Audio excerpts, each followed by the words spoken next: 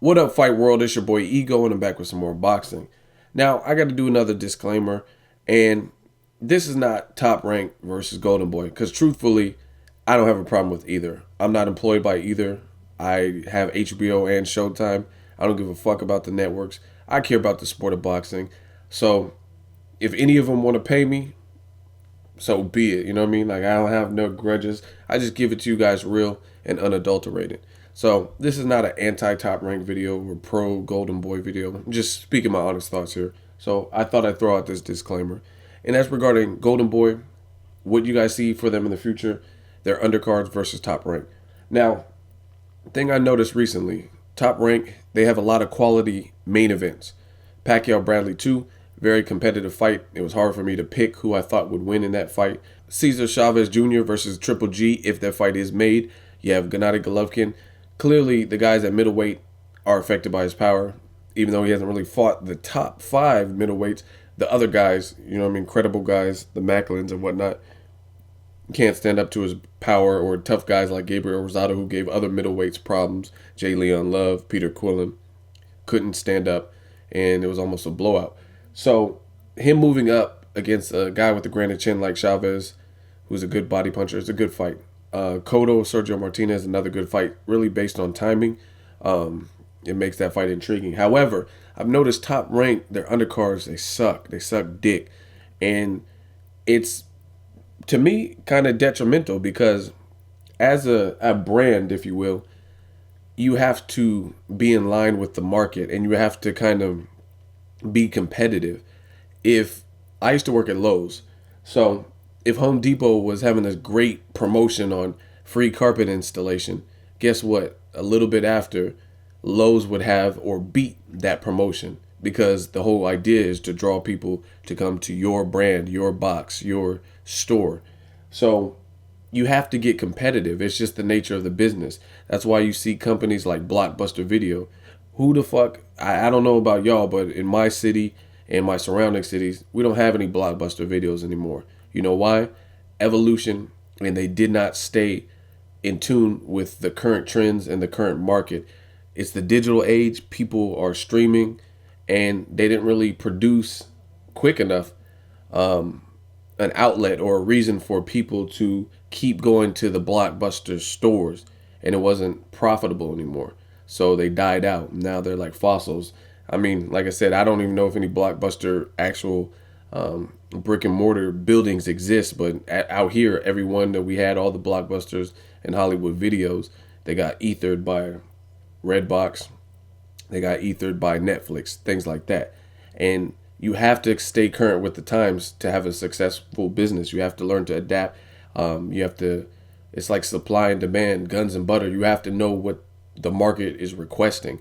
Now, again, this is not Top Rank versus Golden Boy. This is just an assessment that I've made. And hopefully they squash all the bullshit, because I think it's unfair for the fans and also the fighters to have this Cold War bullshit. I want to see tons of matches. Danny Garcia, Ruslan Provodnikov, obviously Mayweather and Pacquiao, tons of matches that I want to see that we don't necessarily know if we'll get to see. I would like to see Lucas Matisse throw him in against any of the guys at 140, 147 at Top Rank, like a Ruslan Provodnikov, Brandon Rios, any of them. So I noticed just Top Rank, I'm just not feeling their undercards at all. I feel they're very lackluster, and it's amazing to me that you had a big rematch that people were talking about. I still haven't heard the fucking numbers to Pacquiao Bradley 2, and he's a star. Pacquiao's a star, without a doubt. You had the 24/7 build-up, yet your undercard was not memorable at all. And I remember Bob Arum said in an interview that people don't care about the undercards. Like, I don't know who people are or the people he surveyed, but I do care about it. I compare it to going into a restaurant and having a couple of drinks and having an appetizer before a good meal. And it only builds up the hype and builds up the anticipation and excitement for the main event. And sometimes, like yesterday, you'll have the undercard, which overshadows and becomes greater than the main event. So Lucas Matisse versus John Molina Jr., that was that, especially with the way Keith Thurman and Julio Diaz ended kind of abruptly. that was the fight to beat. It's a potential fight of the year candidate. I really enjoyed myself. I still like the Keith Thurman fight. I just wish it ended in a more conventional, traditional way. And I see that as being a huge problem for Top Rank, that their mindset is not staying in line, or in, they're like the big promotional companies, Coke and Pepsi. And like if you look at other big companies, Coke comes out with Gatorade, then Pepsi comes out with Powerade or whatever the fuck way. I don't know who owns what, but that's kind of what they do. And McDonald's comes out with the dollar menu, Burger King comes out with the dollar menu. And I don't really see Top Rank doing that. I don't see Top Rank looking and getting aggressive with the stable that they have, or maybe even working with the SMS Promotions or somebody, K2 or whoever the fuck they're willing to work with, non Golden Boy or whatever, and making those exciting undercards. So a lot of people probably get more bang for their buck fucking with Golden Boy, watching the fights on Showtime, because you had the Omar Figueroa and Belmonte's fight. Then after, you had John Molina Jr. versus Lucas Matisse, which is again a fight of the year candidate. And you had another fight that looked like it could be a good, it looked like a mismatch, but it looked like it could be a scintillating knockout by Keith Thurman against Julio Diaz. But Julio Diaz is a veteran, so there was, you know what I mean, there's an element of he has some kind of a chance. And that's three cool fights, you know what I mean? Three just good fights. Whereas when you watch Pacquiao Bradley, you're put to sleep until Pacquiao and Bradley comes, and then you have a good fight there. So I just think Top Rank seriously needs to get with the times and update. Like as far as like Juan Manuel Marquez and Mike Alvarado, I'm not even too keen on that particular fight. It's cool. It could be competitive. I don't really think the winner necessarily, like if Mike Alvarado wins, does he deserve a Pacquiao shot? Don't really think so. Marquez, okay, you could make a Pacquiao 5 just because of their history. But if Alvarado pulls the upset and beats Marquez, I mean, I just don't see him beating Pacquiao at all. So, again, with Top Rank, you have some quality matches, but that's one fight. You have one fight. So if you're paying $70 for a Pacquiao Bradley, are you going to be content paying $70 and you're only, you know, the only real excitement that you're going to get is from that one fight? Versus you look at Golden Boy for the last year or two, they're putting on pretty stacked cards.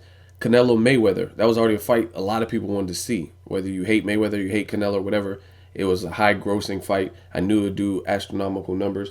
And they were fighting each other, and then they put Lucas Matisse and Danny Garcia, which is his own event. It could have been his own event on that undercard. And then they threw in some other TMT fighters who, to me, aren't that great. But still, you're it's like you're guaranteed to at least see one good fight. Same thing with the fights next week. You got Adrian Broner versus Carlos Molina. Decent match just to see what Broner looks like after a loss to Maidana. Then you have Amir Khan, who always puts, I mean, when's the last time Amir Khan, whether you hate him or love him, has been in a horrible fight or a boring fight? He's not. He's in entertaining fights. He comes to fights, whether you think he has a glass chin or whatever. The man has heart. And then you have Luis Collazo, who has been the underdog, and he's been on the wrong side of some decisions, a la Ricky Hatton, a la Andre Berto. And he just stopped Victor Ortiz, which was supposed to be his comeback, putting him back on the map and all that. And he stopped him in 2 rounds. So he's riding that momentum, and they're putting the styles again against each other.